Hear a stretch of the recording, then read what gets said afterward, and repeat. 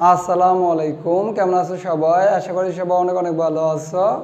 আজকে আমরা তোমাদের জন্য খুবই গুরুত্বপূর্ণ একটা ভিডিও নিয়ে হাজির হলাম। ভিডিওটি টাইটেল তোমরা বোর্ডে দেখতেছো। দ্রাব্যতা বোঝার আগে প্রথমে আমাদের দ্রবণ কি বুঝতে হবে। দ্রবণকে ইংলিশে বলি আমরা সলিউশন। দ্রবণ কিভাবে হয়? দ্রব প্লাস দ্রাবক মিলে হয় দ্রবণ। দ্রবকে ইংলিশে বলে সলিউট এবং দ্রাবককে ইংলিশে বলা হয় সলভেন্ট। দুটা জিনিসের কম্বিনেশন রূপকে বলি আমরা সলিউশন বা দ্রবণ। দ্রবণকে প্র্যাকটিক্যাল জীবনে আমরা শরবত বলি।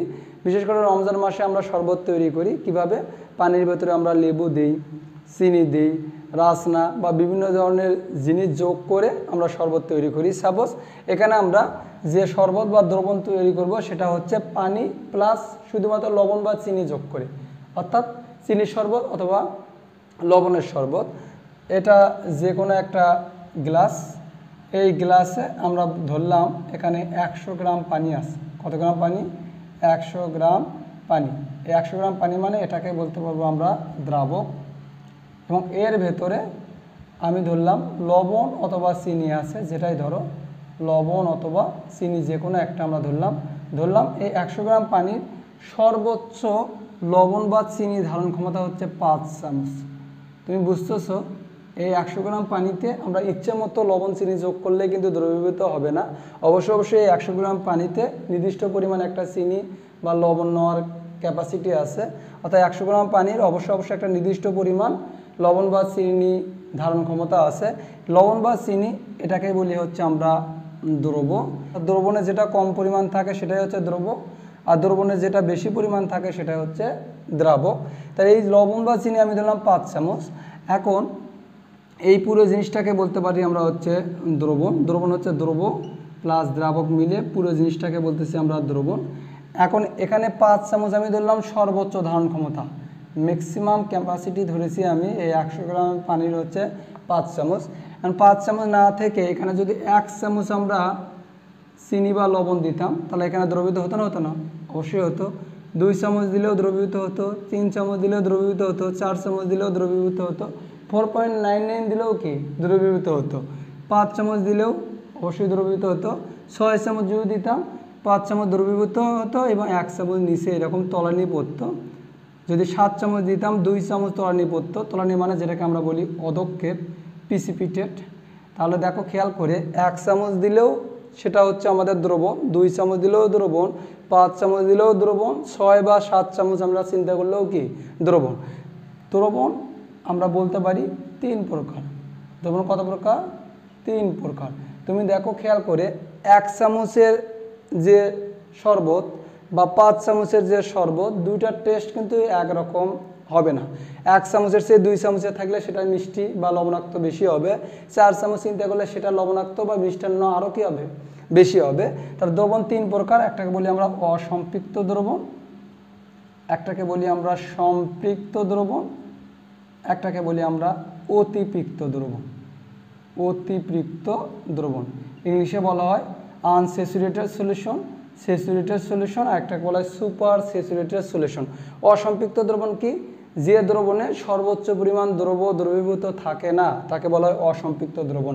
এই উদাহরণে 5 চামচের কম 4.99 পর্যন্ত আমরা যে যোগ করি তারপরও এই দ্রবণের দ্রব নেওয়ার অ্যাবিলিটি আছে, সেই দ্রবণকে বলি আমরা অসম্পৃক্ত দ্রবণ।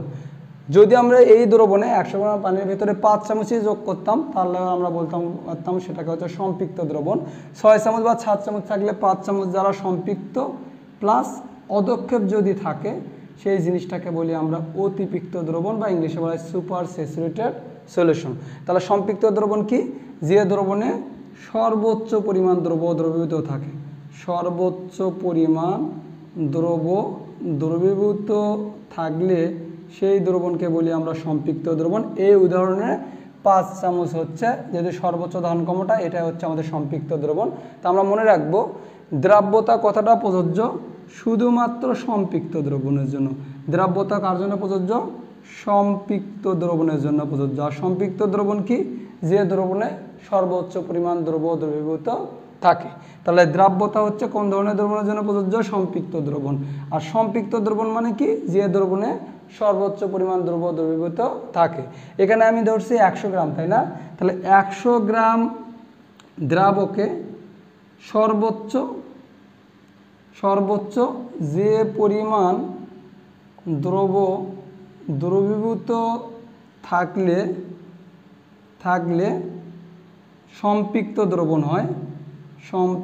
দ্রবণ হয় ওই পরিমাণ দ্রবকে ওই দ্রাবকের ক্ষেত্রে দ্রবের দ্রাব্যতা বলে। তা দ্রাব্যতা কি এক্স্যাক্টলি 100 গ্রাম দ্রাবকে সর্বোচ্চ যে পরিমাণ দ্রবীভূত থাকলে সম্পৃক্ত দ্রবণ হয় ওই পরিমাণ দ্রবকে ওই দ্রাবকের ক্ষেত্রে দ্রবের দ্রাব্যতা বলে। তা দ্রাব্যতা কার হয়? দ্রবের হয়। তাহলে আশা করি তোমরা বুঝতে পারছো যে দ্রাব্যতা কাকে বলে। তা এই উদাহরণে 5 চামচের যদি আমি ধরতাম সেটা মনে করো 20 গ্রাম ম্যাক্সিমাম, তাহলে 20 গ্রাম যদি থাকতো 100 গ্রাম পানিতে, তাহলে 20 গ্রামই হতো এই 100 গ্রাম পানির কি দ্রাব্যতা। আশা করি দ্রাব্যতা তোমরা বুঝতে পারছো। এখন এই দ্রাব্যতা তাপমাত্রার উপর নির্ভরশীল। দ্রাব্যতা বেশ কয়েকটা বিষয়ের উপর নির্ভর করে, দ্রবের প্রকৃতির উপর নির্ভর করে, দ্রাবকের প্রকৃতির উপর নির্ভর করে এবং তাপমাত্রার উপর নির্ভর করে। আমরা জানি যদি দ্রবটা হয় হচ্ছে পোলার, তাহলে দ্রাবকটা হতে হবে পোলার। পোলার যৌগ পোলার দ্রাবকে দ্রবণীয়, অপোলার যৌগ অপোলার দ্রাবকে দ্রবণীয়। যেমন যদি এটা আমরা পানি ধরি, তা পানিতে যদি আমরা সোডিয়াম ক্লোরাইড নিই তাহলে দ্রবণীয় হবে, কারণ এটাও পোলার, পানিও কি পোলার। কিন্তু পানির ভিতরে যদি আমরা কার্বন টেট্রাক্লোরাইড যোগ করি তাহলে এটা কিন্তু অদ্রবণীয় হবে, কারণ কার্বন টেট্রাক্লোরাইড হচ্ছে অপোলার, পানি কি পোলার। তার মানে পোলার যৌগগুলো পোলার দ্রাবকে, অপোলার যৌগগুলো অপোলার দ্রাবকে দ্রবণীয়। এখানে পানি না নিয়ে যদি বেনজিন নিতাম, বেনজিনে আবার কার্বন টেট্রাক্লোরাইড দ্রবণীয় হতো, সোডিয়াম ক্লোরাইড আবার অদ্রবণীয় হতো, কারণ বেনজিন এটা হচ্ছে অপোলার, কার্বন টেট্রাক্লোরাইড কি অপোলার। তার মানে like dissolve like solvent like solid. আশা করে বুঝতে পারছো। তাপমাত্রার উপর দ্রাব্যতার নির্ভরশীলতা আছে দুই ধরনের, তাপ উৎপাদী বিক্রিয়ার জন্য একরকম, তাপহারী বিক্রিয়ার জন্য একরকম। তোমরা আশা করি জানো তাপহারী বিক্রিয়ার জন্য তাপমাত্রার সাথে দ্রাব্যতার সম্পর্ক সমানুপাতিক, আর তাপ উৎপাদী বিক্রিয়ার সাথে তাপমাত্রার সাথে দ্রাব্যতার সম্পর্ক হচ্ছে ব্যস্তানুপাতিক। টি ডিগ্রি সেলসিয়াস তাপমাত্রায় যদি ধরি যে m গ্রাম দ্রব কোনো নির্দিষ্ট পরিমাণ দ্রাবকে দ্রবীভূত হয়ে m গ্রাম দ্রবণ তৈরি করে। আমি কি ধরলাম যে টি ডিগ্রি সেলসিয়াস তাপমাত্রা m গ্রাম দ্রব কোনো নির্দিষ্ট পরিমাণ দ্রাবকে দ্রবীভূত হয়ে বড় হাতের m গ্রাম দ্রবণ তৈরি করে, তাহলে দ্রাবকের পরিমাণ কত হবে বলো তো? দ্রাবকের পরিমাণ হবে দ্রবণ বিয়োগ দ্রবণ, যেহেতু বড় হাতের m আমরা দ্রবণ ধরেছি, তাহলে টি ডিগ্রি সেলসিয়াস তাপমাত্রায় m গ্রাম দ্রাবককে সম্পৃক্ত করতে প্রয়োজনীয় দ্রব্য কতটুকু?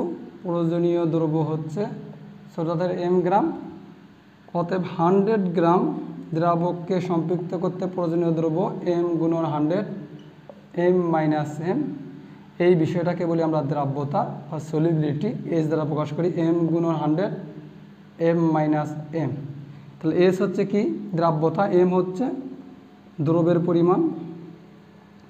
পরিমাণ, বড় হাতের m হচ্ছে দ্রবণের পরিমাণ, আর m মাইনাস m হচ্ছে দ্রাবকের পরিমাণ। অনেক সময় এই সূত্রটা দ্বারা ম্যাথ আসে, তোমরা যদি এটা বুঝতে পারো আশা করি আমরা পারবো। তাহলে এই সূত্র অনুসারে দ্রাব্যতার কিন্তু কোনো একক নাই, কারণ দ্রাব্যতায় একই রাশি দুইটা অনুপাত, এখানে গ্রাম ধরলে এটাও গ্রাম কেটে যাবে, তাহলে দ্রাব্যতা একই জাতীয় দুইটি রাশির অনুপাত, দ্রাব্যতা কোনো একক নেই। আর দ্রাব্যতা অবশ্যই তাপমাত্রার উপর নির্ভরশীল।